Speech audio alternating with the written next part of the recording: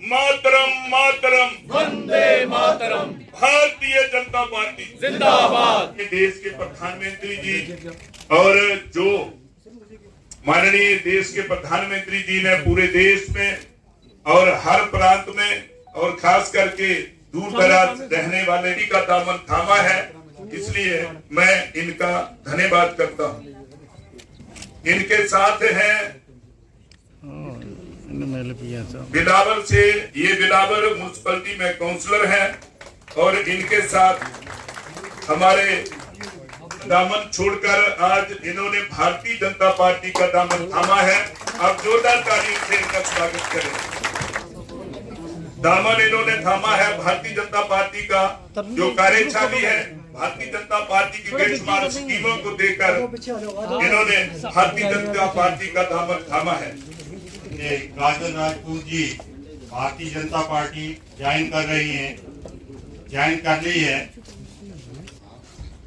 ममता देवी जी vice, कोचक Singh ji ये secretary हैं, ये भी मंच पर आए, और अभी केवल सिंह जी, मनीष टंडन जी, शौकत अली जी, मुकेश कुमार जी, तिनकराज सिंह जी, अशोक कुमार खान जी, सुशील कुमार जी, हंसराज जी, देशराज जी, संदीप सिंह जी, मनीष ठाकुर जी, अभी शर्मा जी, विक्की ठाकुर जी, आप सभी मंच पर आए। दोनों तरफ आप धन्यवाद करती हूँ जिन्होंने हमें मौका दिया संगठन में जुड़ने का और काम करने का। आपसे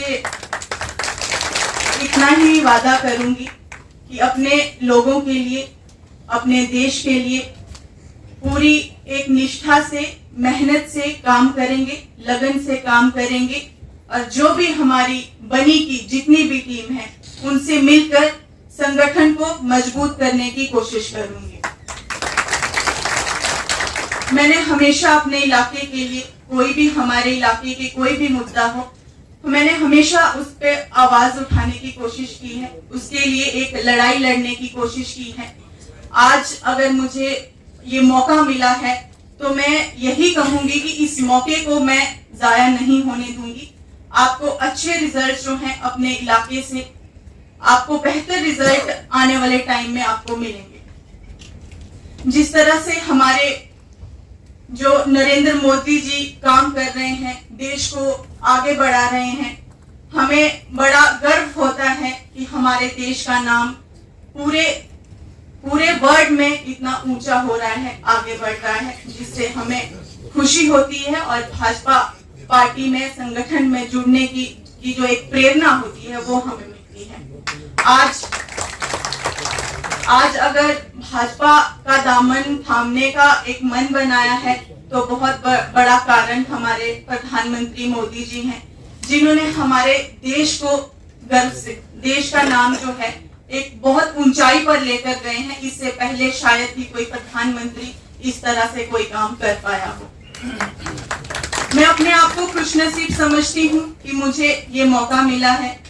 हमारे इलाके में कई सारी ऐसी कमियां हैं, कई सारे जिसके ऊपर हमारी कई लड़ाइयां भी हुई, लेकिन मैं जितने भी यहाँ पर सम्मानित मंच यहाँ पर बैठा है, मैं आप सभी से विनती करती हूँ कि अपने लोगों के लिए हमेशा मैंने आवाज उठाई है और गलत को हमेशा गलत कहा है।